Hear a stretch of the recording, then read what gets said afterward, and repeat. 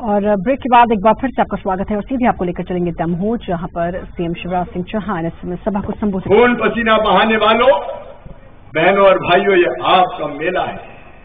आओ एक बार प्रेम से और जोर से भारत माता की जयकारा का जयकार करें और उसके बाद हम आगे बढ़े, चर्चा करें। बोलिए भारत माता की, भारत माता की।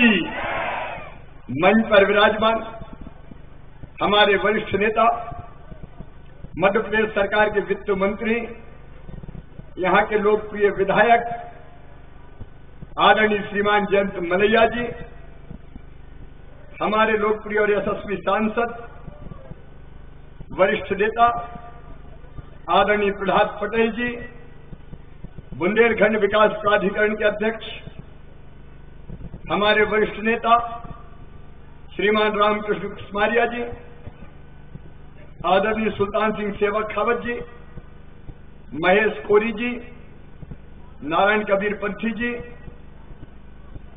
हमारे लोकप्रिय विधायक भाई लखन पटेल जी, बहन उमा देवी खटीक जी, भाई शिवचरण पटेल जी, बहन मालती असाटी जी, देवनारायण श्रीवास्तव जी, हरवंश जी भी आए हैं, हरवंश बंडा के लोकप्रिय विधायक भाई हरवंश राठौर जी, पूर्व सांसद आदरणीय शिवराज भैया, राजेंद्र गुरु जी, चंद्रभान सिंह जी, मंच पर विराजमान भारतीय जनता पार्टी के आदरणीय जिलाध्यक्ष श्रीमान देवनारायण श्रीवास्तव जी, सभी वरिष्ठ नेतागण, भारतीय जनता पार्टी के मोर्चों के भी सभी पदाधिकारीगण, यहां उपस्थित प्रशासनिक अधिकारीगण, मेरी बहनों, मेरे भाइयों, मीडिया के मित्रों, आप सबको दोनों हाथ जोड़ के प्रणाम करता हूं, नमस्कार करता हूं। आज का कार्यक्रम भाषण का कार्यक्रम नहीं है, प्रहलाद जी सही कह रहे थे, और मैं भाषण देने भी नहीं आया। आज तो मैं आपको पढ़ाने आया हूं, पढ़ाने। आपके मन और मस्तिष्क में ये योजना प्रवेश कर जाए, स्पष्टता आ जाए, इसलिए कुछ बातें आपसे करूंगा, ध्यान से सुनना। ये जो योजना है, जो मजदूरों की योजना है, लेकिन व्यापक पैमाने पर इसका नाम रखा मुख्यमंत्री जन कल्याण योजना। अब पहली चीज यह है कि इस योजना में आएगा कौन कौन। शेखावत जी ने आपको बताया होगा, मैं फिर दोहरा रहा हूं, कौन कौन इस योजना में सम्मिलित होगा। देखिए, हम पंडित दीनदयाल उपाध्याय जी के अनुयायी हैं। वर्षों से पंडित जी कहते रहे, जो सबसे पीछे और सबसे नीचे है, जो सबसे गरीब है वही दरिद्र, तुम्हारा नारायण है, उसकी सेवा भगवान की पूजा है। तो हमने उसकी सेवा करने का प्रयास किया है। प्रधानमंत्री श्रीमान नरेंद्र मोदी जी 4 यशस्वी साल उनके कार्यकाल के पूरे हुए हैं। भारत का मान, सम्मान और शान पूरी दुनिया में बढ़ाई है, तो हमारे लाडले प्रधानमंत्री श्रीमान नरेंद्र मोदी जी ने बढ़ाई है। एक तरफ गरीबों का कल्याण, प्रधानमंत्री आवास योजना, उज्ज्वला रसोई गैस कनेक्शन योजना, हर घर बिजली, आम आदमी बीमा योजना, कई योजनाएं जिनके माध्यम से वो जनता की सेवा कर रहे हैं। और दूसरी तरफ जब तीसरी बार मैं मुख्यमंत्री बना तो सबसे पहली योजना हमने बनाई, जितने गरीब है मध्य प्रदेश में, बिना किसी जाति के भेद के, उन सबको 1 रुपया किलो गेहूं, 1 रुपया किलो चावल और 1 रुपया किलो नमक खाने दिया जाएगा। मध्य प्रदेश की धरती पर कोई गरीब भूखा नहीं सोने दिया जाएगा। 1 रुपया किलो गेहूं, चावल, नमक मुख्यमंत्री अन्नपूर्णा योजना में हमने देने का फैसला किया। आप बताओ बहनों और भाइयों, कांग्रेस गरीब गरीब गरीब की बात करती रही, कभी गरीबों को 1 रुपया किलो गेहूं दिया क्या? अरे जोर से बोल के बताओ, दिया क्या? केवल बात करते रहे। लेकिन उसके बाद इसके आगे हमें और बढ़ना था।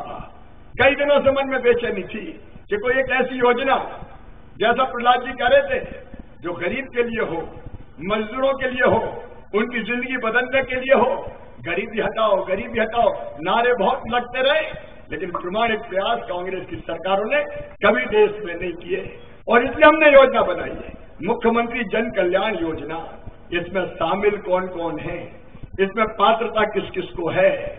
तो नंबर 1, जितने प्रकार के मजदूर हैं, जितने प्रकार के मजदूर जो मेहनत मजदूरी करते हैं, मैंने प्रारंभ में कुछ चीज नाम आपको लिए, लेकिन इसके अतिरिक्त भी कोई भी मेहनत का साथी, कोई किराने की दुकान पे मजदूरी कर रहा है तो वो भी आएगा, कोई खेती में मजदूरी कर रहा है तो वो भी आएगा, कोई सड़क बना रहा है तो वो भी आएगा, झाड़ू पोछा कर रहा है तो वो भी आएगा, हाथ ठेला ढका रहा है तो वो भी आएगा, साइकिल रिक्शा चला रहा है तो वो भी आएगा, ढपला ढोल बजा रहा है तो वो भी आएगा। कोई भी गरीब हो वो आएगा। तो जितने मेहनत करने वाले मजदूर हैं वो सब मजदूर इसमें आएंगे, नंबर 1। नंबर 2, वो किसान जिनके पास 2.5 एकड़ से कम जमीन है, वो सारे किसान इस योजना में सम्मिलित होंगे, क्योंकि 2.5 एकड़ का किसान मजदूर ही है मेरे बहनों और भाइयों। दिन और रात खून पसीना बहाता है तो अभी पेट भरने की जुगाड़ नहीं हो पाती। समझ गए ना? समझ गए ना? 2.5 एकड़ तक जिनके पास जमीन है वो किसान भी इसमें शामिल होगा। तीसरी बात, जो इनकम टैक्स नहीं देते, जो इनकम टैक्स नहीं देते वो भी इसमें शामिल होंगे। मसलन पान का ठेला चलाने वाला, कहीं चाय बेचने वाला, फल सब्जी फुटपाथ पे बेचने वाला, हाथ ठेला में ले जाके सामान बेचने वाला, कहीं फुटपाथ पे बैठ के कोई चीज बेच रहा है, तो जितने भी छोटे व्यापारी हैं, छोटा मोटा काम करने वाले, वो सारे व्यापारी, छोटे व्यापारी, मेहनत कर व्यापारी, वो भी इसमें शामिल होंगे। और चौथी बात, जो सरकारी नौकरी नहीं करते वो इसमें शामिल होंगे। तो 2.5 एकड़ से कम जमीन, इनकम टैक्स नहीं देते, सरकारी नौकरी नहीं करते, वो इस योजना में शामिल होंगे।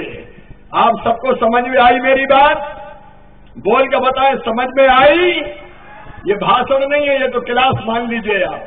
अब इसकी पात्रता कैसे आएगी, इसका लाभ कैसे मिलेगा, मैं कार्यकर्ताओं को, जनप्रतिनिधियों को और दोनों जिले के प्रशासन को भी बधाई देता हूं। दमोह में और सागर में मिला के लगभग 7 लाख पंजीयन हुआ है, जो मुझे अभी जानकारी दी गई। 7 लाख क्या, 7 लाख पंजीयन हुआ है। कोई रह गए हो तो बड़ा सरल उपाय है इसका।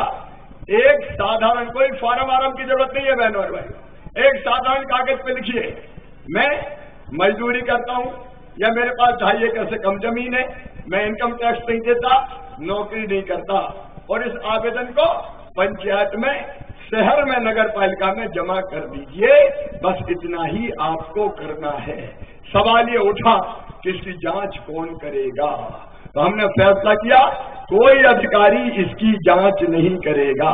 पंचायत सचिव नहीं करेगा, पटवारी नहीं करेगा, ग्राम सेवक नहीं करेगा, तहसीलदार नहीं करेगा, एसडीएम नहीं करेगा। तो लोगों ने पूछा कौन करेगा?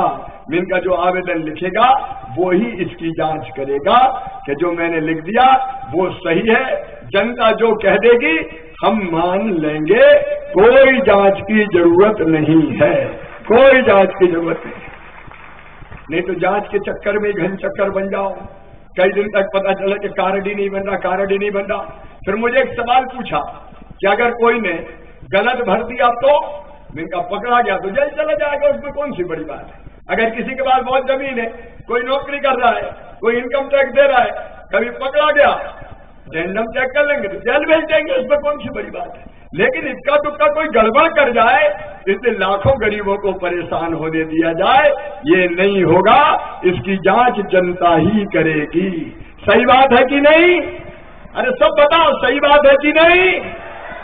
तो जांच जनता ही करेगी। सेल्फ सर्टिफिकेशन, स्व प्रमाणन इसको कहते हैं, जनता ही इसकी जांच करेगी। अब इसकी जांच के बाद जब आप पात्र हो गए तो आपको लाभ कौन कौन सा मिलेगा, इसको भी आप ध्यान से सुनना। मैं केवल आपके लिए नहीं बता रहा, आपको अपने गांव में जाके भी बताना है कि ये चीजें मिलेगी। ये जागृति के लिए हम कार्यक्रम कर रहे हैं ताकि आपको पूरी जानकारी रहे कि मुझे फायदा कौन कौन सा इससे मिलना है। नंबर 1, मेरे बहनों और भाइयों, आजादी को कितने बरस हो गए, 60-60 साल कांग्रेस ने राज किया, लेकिन क्या दुर्भाग्य है कि आज भी लाखों भाई बहन ऐसे हैं जिनके पास रहने की जमीन का टुकड़ा भी अपना नहीं है। सड़क किनारे पन्नी डाल के झुपड़िया बना के वो गरीब रहते हैं, और कई बार यही गरीब मजदूर सताया जाता है। हटा देंगे, तोड़ देंगे, मिटा देंगे, अतिक्रमण कर रखा है। मैं मानता हूं मेरे बहनों और भाइयों, भगवान इस धरती पर पैदा अगर हमें किया है तो ये बुनियादी अधिकार है हमारा कि रहने की जमीन का टुकड़ा हमारे पास होना चाहिए। कम से कम इसके मालिक तो हम होना चाहिए कि नहीं? रहने की जमीन का टुकड़ा पीछे तक से आवाज आनी चाहिए, होना चाहिए कि नहीं? तो इस योजना में जो पहली चीज मध्य प्रदेश में पैदा होने वाला, मध्य प्रदेश में रहने वाले हर गरीब भाई बहन को रहने की जमीन के टुकड़े का मालिक पट्टा देके बनाया जाएगा, पट्टा देके बनाया जाएगा। कोई बिना पट्टे के नहीं रहेगा, वैधानिक मालिक होगा और सीना तान के कहेगा कि ये जमीन का टुकड़ा मेरा है। इसलिए जमीन का मालिक बनाना, पट्टा देना, दोनों कलेक्टर यहाँ हैं, कमिश्नर यहाँ हैं, जयंत भैया हैं, सांसद जी हैं, विधायक साथी है। अभियान चला के जो बच्चे हैं शेष, वो कैसे जमीन के टुकड़े के मालिक बने, पट्टे के मालिक बने, उसका प्रयास किया जाएगा। तो नंबर 1 जमीन के टुकड़े के मालिक, और नंबर 2 जमीन के उस टुकड़े पे बताओ मेरे बहनों भाइयों, मकान बनना चाहिए कि नहीं? पीछे तक बोल के बताओ, बात कर रहे हैं, बनना चाहिए कि नहीं? बनना चाहिए। और उसके लिए 2 योजना है। एक मैं प्रधानमंत्री जी को प्रणाम करता हूं, अभिनंदन करता हूं, उन्होंने बनाई प्रधानमंत्री आवास योजना। हर साल लाखों मकान मध्य प्रदेश की धरती पर बनाने के लिए गरीबों को पैसे दिए जा रहे हैं। मैंने हिसाब किताब लगाया कितने मकान बनाना है।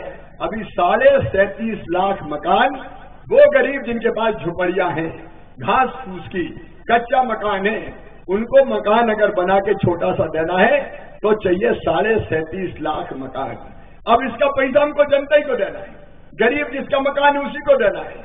एक साथ नहीं दिए जा सकते, इसलिए लक्ष्य तय किया कि 10 लाख मकान हर साल बनाएंगे। बनाने के लिए पैसा देंगे। पहले साल 10 लाख, दूसरे साल 10 लाख, तीसरे साल 10 लाख, चौथे साल 10 लाख, 4 साल अगर 10-10 लाख दिए तो कुल कितने हो जाएंगे? कितने हो जाएंगे? 40 लाख। तो 37.5 लाख चाहिए, 40 लाख होंगे, 2-2.5 और निकल आएंगे। मुझे लगता है अभी आगे जांच पड़ताल होगी तो और निकल सकते हैं 2-3-4 लाख। तो एक तो प्रधानमंत्री जी को प्रणाम, आवास योजना का लाभ देंगे।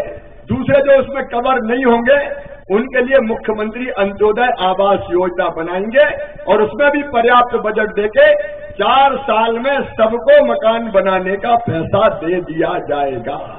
पैसा देना है ना आपको ही। अरे जिसका मकान है उसी को पैसा देना है ना, कि अफसरों को दे दें? उसी को देना है, लेकिन मकान बन जाए। हम गए एक जगह अपने जिले में, तो जहां आवास योजना के मकान बने थे प्रधानमंत्री जी की, हम वहां गए। मैंने पूछा भैया यहाँ मकान कौन का बनना था, क्योंकि मकान बने नहीं था। मैंने कहा इनको बुलाओ। वो आए तो मैंने पूछा भैया मकान कहाँ है, तो मुंडी नीचे कर ली। अरे मैंने कहा बताओ मकान कहाँ है, पैसा तो मिल गया। तो बगल वाले ने कहा कि साहब ये क्या बताएगा, मकान नहीं बनाया, मोटरसाइकिल कसवा ली भैया ने। तो मोटरसाइकिल कसवाने के लिए नहीं है, इधर उधर खर्च करने के लिए नहीं है, मकान बनाने के लिए। तो दूसरी चीज, 4 साल में सबके छोटे लेकिन पक्के मकान बन जाए, इसका इंतजाम होगा। शहरों में जमीन अगर कम होगी तो जो प्रधानमंत्री जी की योजना है और बाकी आवास योजना उसके अंतर्गत मल्टी स्टोरी मकान, मतलब एक ही बिल्डिंग में कई गरीब आ जाए, इसकी कोशिश करेंगे। और तीसरी बात, इसको भी ध्यान से सुनना। मैं जब छोटा सा था, बच्चा था, सर्दी के दिन थे, कड़कड़ा के सर्दी पड़ रही थी। उस समय मैंने उठने की कोशिश की तो मेरी दादी माँ ने मुझे रोका, बेटा सो जा, ठंड बहुत है, ठंड लग जाए रे, अभी मत उठ। उसी समय मेरी उम्र के एक बेटा, पाँव में चप्पल नहीं, फटे कपड़े पहने, हाथ में डंडा, वो आया, थर थर कांप रहा था सर्दी से, लेकिन आया देर से तो डांट और पड़ी। मेरे मन में तब ये सवाल उठा कि मैं और ये एक ही उम्र के हैं। मैं एक छोटे किसान के यहाँ पैदा हुआ हूं, तब भी मेरी दादी माँ मुझे उठने नहीं दे रही कि बेटा ठंड लग जाएगी और इसको डांट पड़ रही है। ये कैसा न्याय है हे भगवान, वो दिन कब आएगा जब इसको भी ओढ़ने रजाई मिल जाए और पढ़ने स्कूल मिल जाए। वो दिन आ गया मेरे बहन और भाइयों। हमने तय कर दिया इस योजना के अंतर्गत जितने भी भाई बहन आते हैं, गरीब भाई बहन, मजदूर भाई बहन, जो क्राइटेरिया मैंने आपको बताया, उन सबके बच्चों की पढ़ाई पहली से लेके और कॉलेज तक की पढ़ाई की फीस अब उनके माता पिता नहीं भरवाएंगे, उनका मामा भरवाएगा, भारतीय जनता पार्टी की सरकार भरवाएगी। अरे पत्थर तोड़ने वाले का बेटा बेटी पत्थर ही काहे को तोड़े? अगर उसमें बुद्धि है, उसमें क्षमता है, उसमें प्रतिभा है, उसमें योग्यता है, उसमें लगन है, तो क्यों बड़े पदों पर ना पहुंचे? बच्चों की आंखों के सपने ना मरे, वो पढ़ के आगे बढ़े, नया मत तेज करे। और ये हर तरह की फीस, अगर नीट के माध्यम से मेडिकल कॉलेज में उसका एडमिशन हुआ, प्राइवेट मेडिकल कॉलेज में भी हुआ, और 8 लाख रुपया साल फीस होगी, तो वो फीस भी उसकी भरवाई जाएगी। मेरिट में जेईई मेंस के 1.5 लाख तक का भी उसका नंबर है, तो इंजीनियरिंग कॉलेज की फीस भरवाई जाएगी। आईआईटी में एडमिशन हो जाए, आईआईएम में एडमिशन हो जाए, लॉ कॉलेज में एडमिशन हो जाए, पॉलिटेक्निक में एडमिशन हो जाए, दिल्ली यूनिवर्सिटी में हो जाए, बड़े और शिक्षण संस्थान में हो जाए, तो संपूर्ण फीस प्रदेश की भारतीय जनता पार्टी की सरकार भरवाएगी। कोई बच्चा बिना पढ़े लिखे ना रहे। ये कोशिश है मेरी बहनों और भाइयों। मजबूर नहीं रहेंगे हमारे बच्चे, अपनी प्रतिभा के बल पर आगे बढ़ेंगे।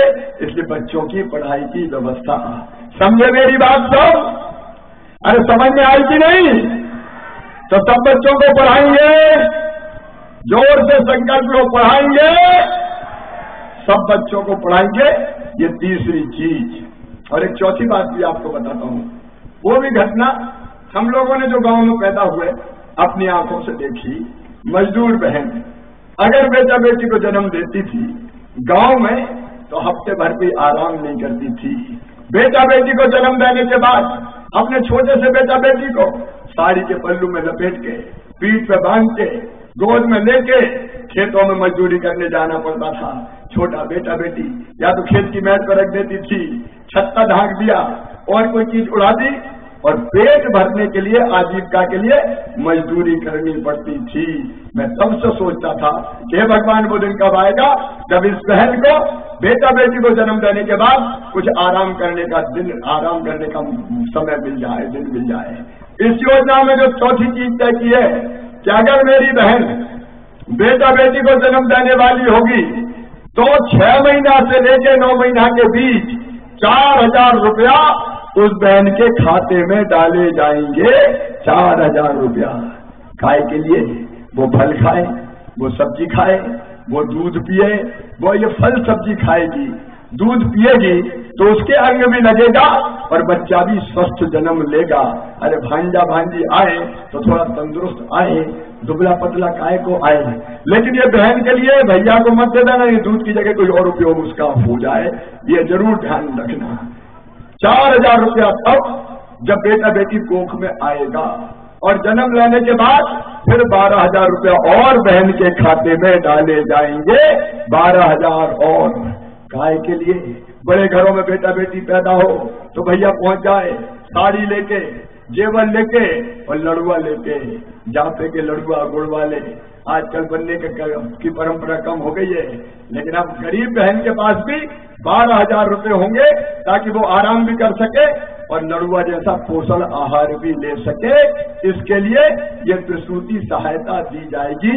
2 बच्चों तक ये योजना अभी बनी है ताकि मेरी गरीब बहन घर पर रहकर आराम कर सके, ये प्रसूति सहायता उसको मिलेगी।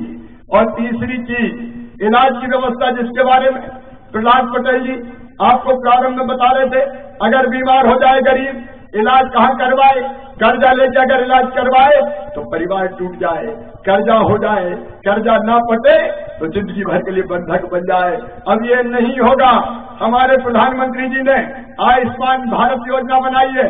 आयुष्मान भारत योजना के अंतर्गत 5 लाख रुपए तक का बीमारी के इलाज का कवर गरीब को मिलेगा।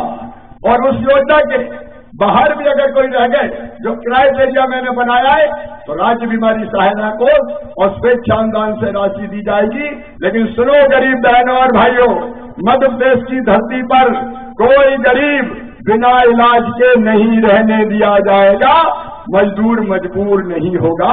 हर एक का ढंग से इलाज हो जाए, चाहे सरकारी अस्पताल हो और चाहे प्राइवेट अस्पताल जरूरत पड़ने तो हो, उसमें व्यवस्था की जाएगी। ठीक बात है कि नहीं बताओ?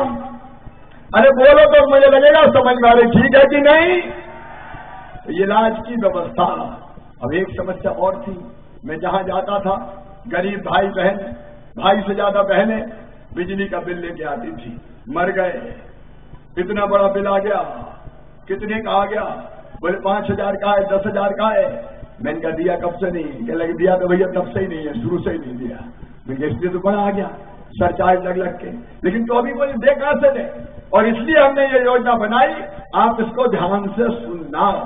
घर में बल्ब जलाने के लिए, पंखा चलाने के लिए और टीवी देखने के लिए जितनी बिजली की जरूरत है, मेरी बात फिर ध्यान से सुनना, पंखा चलाने के लिए, टीवी देखने के लिए और बल्ब जलाने के लिए जितनी बिजली की जरूरत है, उतनी बिजली इन गरीब परिवारों को 200 रुपये महीने में दी जाएगी।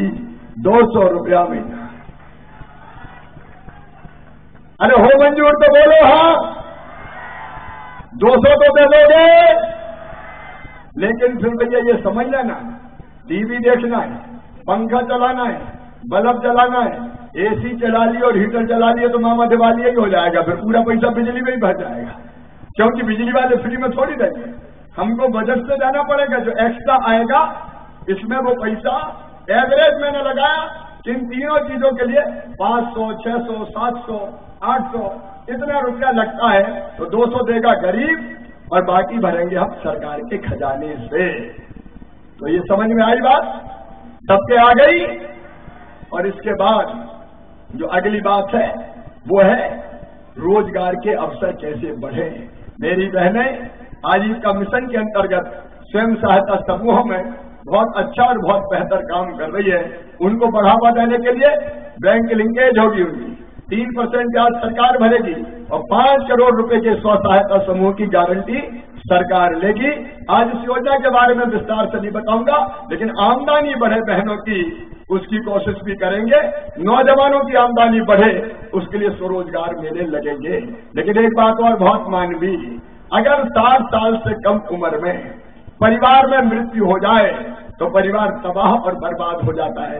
नातेदार रिश्तेदार कब तक काम आएंगे? 5 दिन, 10 दिन, 13 दिन, इसके बाद तो खुद को ही भुगतना है। कई विधायक साथी लेके आते हैं आवेदन कि साहब इसके परिवार में मौत हो गई, बच्चे बेसहारा हो गए, मदद कर दो। अब भगवान ना करे हमें कभी मदद करनी पड़े, लेकिन इस योजना में हमने तय किया है कि 60 साल की उम्र तक, 18 साल से लेके 60 साल के बीच में अगर मृत्यु होगी तो 2 लाख रुपया उस परिवार की सहायता के लिए भेजे जाएंगे। इस योजना के अंतर्गत 2 लाख रुपया सीधे परिवार को आएंगे। एक बार फिर समझना, 60 साल की उम्र तक। 60 साल क्यों? क्योंकि तब तक वो असामान्य मृत्यु होती है। 60 साल के बाद अगर मृत्यु होती है तो वो सामान्य मृत्यु होती है। अब 80-90 साल की उम्र हो गई तो स्वर्ग दादाजी को सुधार नहीं है।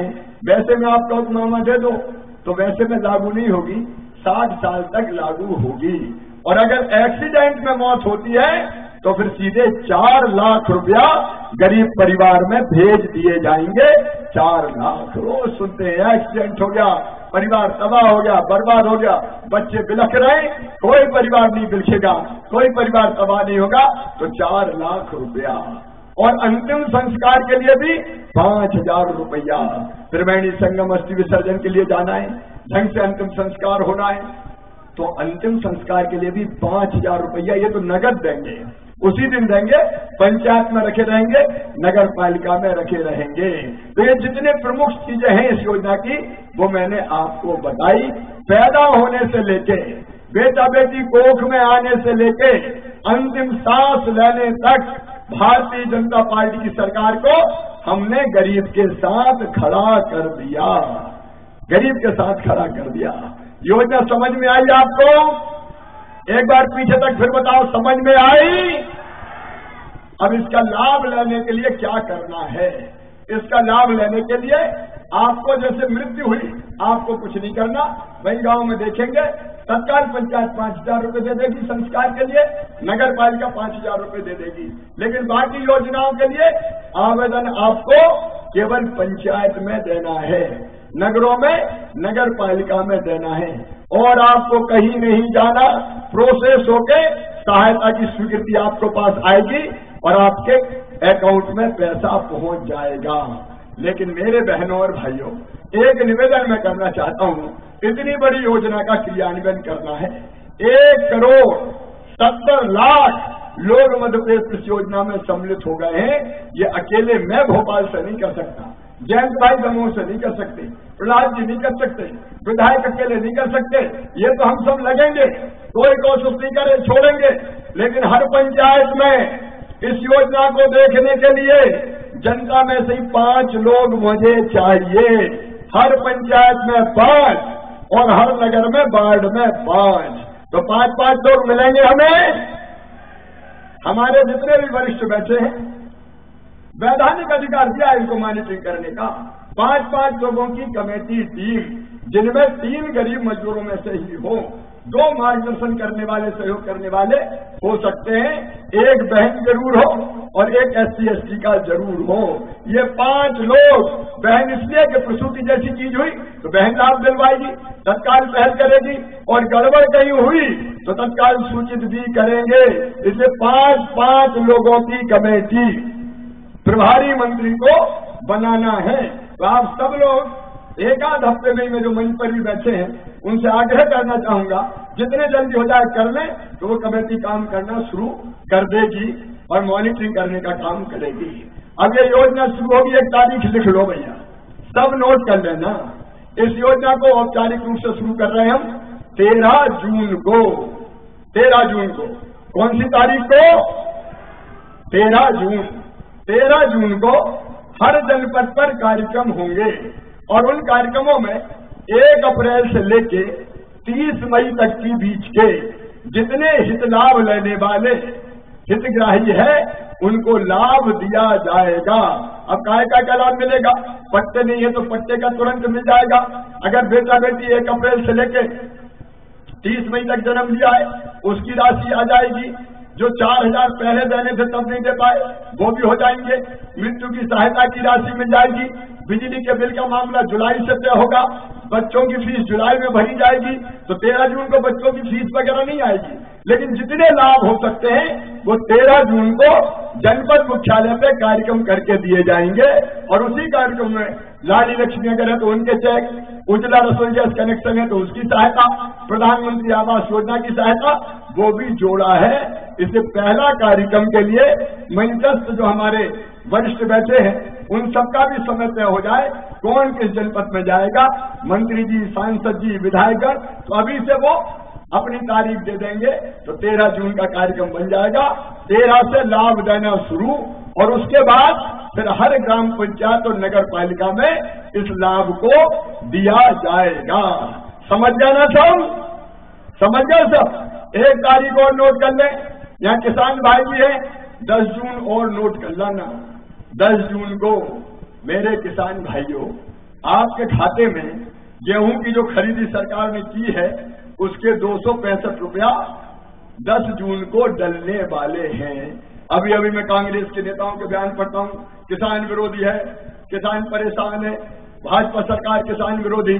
अरे मेरे बहनों और भाइयों, जो 18% ब्याज पर कर्जा देते थे, वो हमें किसान विरोधी कर रहे हैं, जिनने कभी गेहूं का एक दाना नहीं खरीदा, जिनने चने का एक दाना नहीं खरीदा, जिनने किसान को कभी सहायता नहीं की, वो आज हम पे आरोप लगा रहे हैं। मैं आज किसान भाइयों को भी बताना चाहता हूं, इसी साल दमोह जिले में और सागर जिले में किसानों को कितनी राशि दी गई है अलग अलग योजनाओं के तहत। मैं 0% ब्याज की चर्चा नहीं करूंगा, मैं बिजली में जो छूट देते हैं उसकी चर्चा नहीं करूंगा, लेकिन दमोह में सूखा राहत से 145 करोड़ रुपया, सागर में 157 करोड़ रुपया, भावांतर योजना के 109 करोड़ रुपया दमोह में, 112 करोड़ रुपया सागर के किसानों के खाते में गए। पिछली बार जो गेहूं का उपार्जन किया 200 रुपया कुंटल, आप तो गेहूं बेच के भूल गए कि कितना गेहूं बेचा था। लेकिन हमने याद दिला दिया 200 रुपया क्विंटल डाल के कि भैया पर की साल इतना बेचा था, और पर की साल के 32 करोड़ 14 लाख दमोह जिले के किसानों के खाते में, 45 करोड़ 40 लाख सागर जिले के किसानों में, और इसका जो उपार्जित हमने किया है उसमें जो मिलना है अभी तक जो हिसाब आ रहा है 29 करोड़ दमोह जिले को और 68 करोड़ 18 लाख सागर जिले को, कुल 97 करोड़ 79 लाख रुपया किसानों के खाते में आएगा। फसल बीमा योजना का पिछले साल 29 करोड़ 11 लाख दमोह में, सागर में 228 करोड़।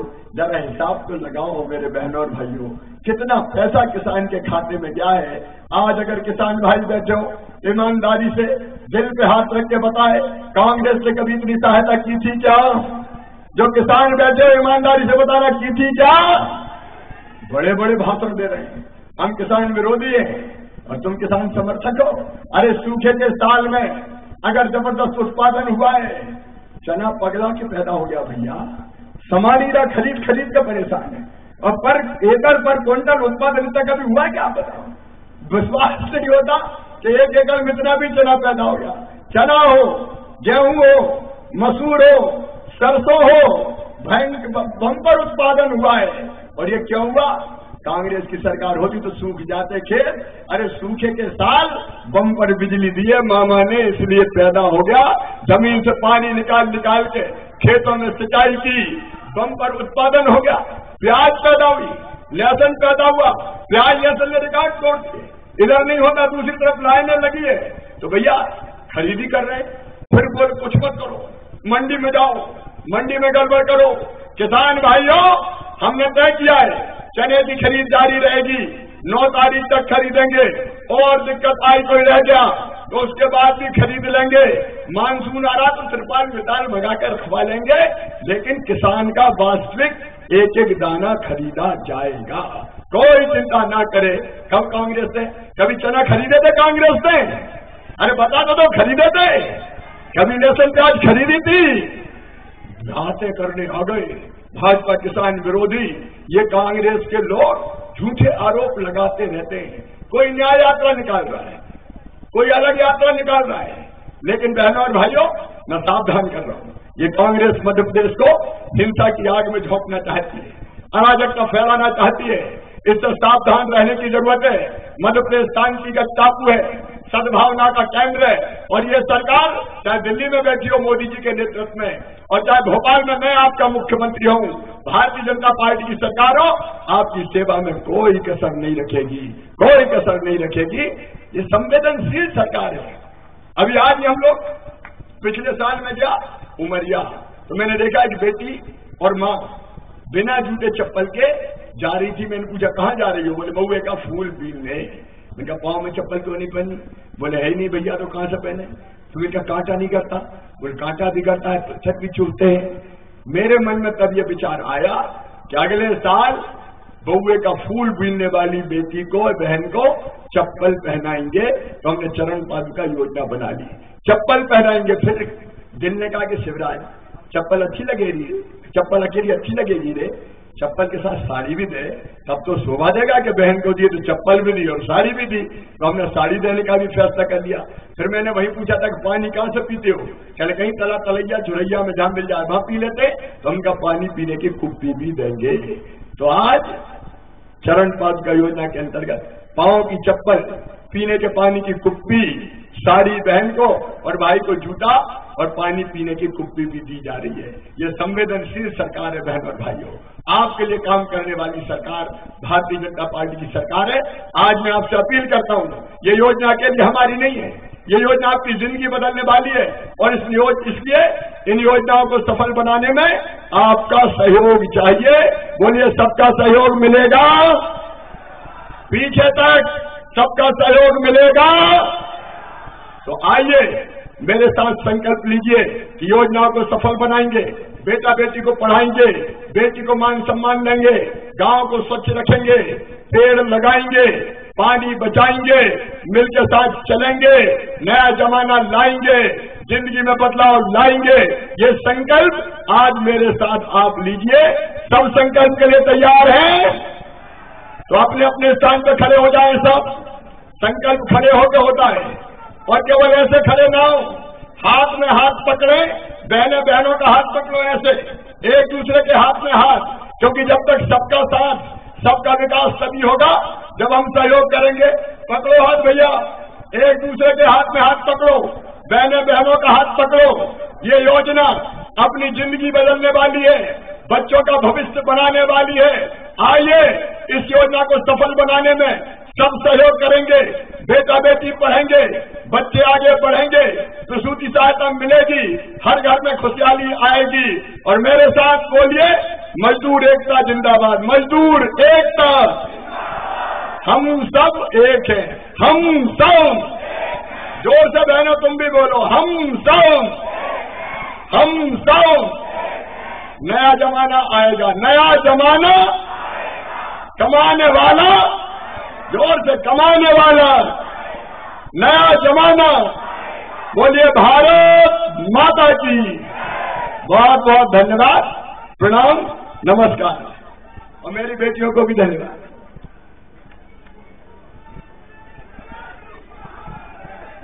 बहुत बहुत धन्यवाद माननीय मुख्यमंत्री जी का। और अब सीधे चलेंगे हम हितग्राही मूलक योजनाओं की ओर। भाई विपिन आगे। माननीय मुख्यमंत्री महोदय आपको संबोधित कर रहे थे। अब हितग्राही मूलक योजनाओं में माननीय मुख्यमंत्री महोदय हमारे हितग्राहियों को लाभान्वित करेंगे। सबसे पहले मैं आवाज दे रहा हूं श्रम विभाग से श्री भूपेंद्र पटेल ग्राम समन्ना, मुख्यमंत्री जन कल्याण योजना संबल योजना के अंतर्गत इन्हें पंजीयन प्रमाण पत्र दे रहे हैं। माननीय अतिथि महोदय, प्रदेश के मुखिया माननीय शिवराज सिंह चौहान,